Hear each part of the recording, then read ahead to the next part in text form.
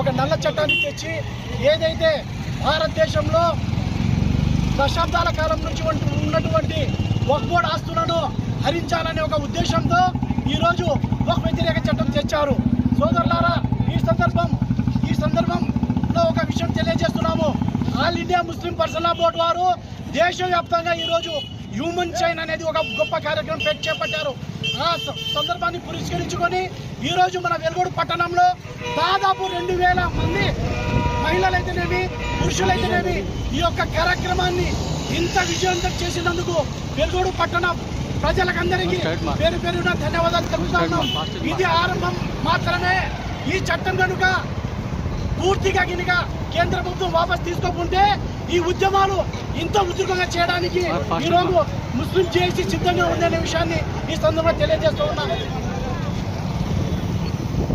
All India Muslim personal law board के हुक्म के मुताबिक वेलगोड जेएसी के जरिए वुमेन चाइल्ड जो वक्फ बोर्ड अमेंडमेंट एक्ट जो लाया गया है उसके खिलाफ हमने ये रैली मुनक़िद की गई है।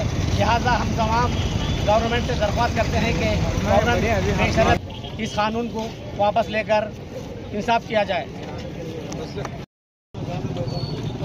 ఆల్ ఇండియా పర్సనల్ లా బోర్డు పిలుపు మేరకు ఈరోజు భారతదేశం మొత్తము దాదాపు 2 గంటల నుంచి 2:30 వరకు ఏదైతే పిలిపించినారో ఆ కార్యక్రమానికి పూర్తిగా ఉమెన్ చైన్ మాట్లాడడానికి పూర్తిగా మద్దతు తెలిపిన మా ముస్లిం సోదరులకు, పత్రికా విలేకరులకు మరియు ఇక్కడ వెలుగోడు నిజానికి ముస్లిం సోదరులకు నా యొక్క ధన్యవాదాలు చేస్తున్నాను.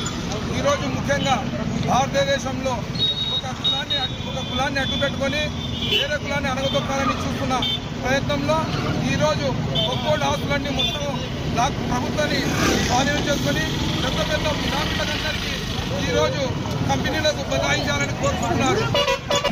రాజ్యాంగ విరుద్ధానికి సంబంధించి చట్టాలు చేసుకుంటూ ఈరోజు ప్రభుత్వాన్ని నడపాలని చూస్తున్నారు. దీన్ని పూర్తిగా యావత్ భారతదేశంలో ముస్లిం సోదరులు కాకుండా ఎస్సీలు కానీ ఎస్టీలు కానీ అదేవిధంగా బీసీ సోదరులు కూడా ఈరోజు చాలా వ్యతిరేకం చూపిస్తున్నారు. దీన్ని వ్యతిరేకం తీసుకెళ్తే వరకు కూడా ఈ ఉద్యమాన్ని మరీ ముందుకు తీసుకెళ్లి మరీ యుద్ధాన్ని ఇంకా తీవ్రతం చూస్తారని తెలియజేసుకుంటూ మరి అవసరమంటే జైలోపార కార్యక్రమానికి కూడా వెనకాడమని తెలియజేసుకుంటూ ఈరోజు ముస్లిం సోదరులు ప్రతి ఒక్కరూ పాల్గొన్నందుకు వీళ్ళందరికీ కూడా జేఏసీ తరఫు నుంచి ధన్యవాదాలు తెలియజేసుకుంటున్నాము.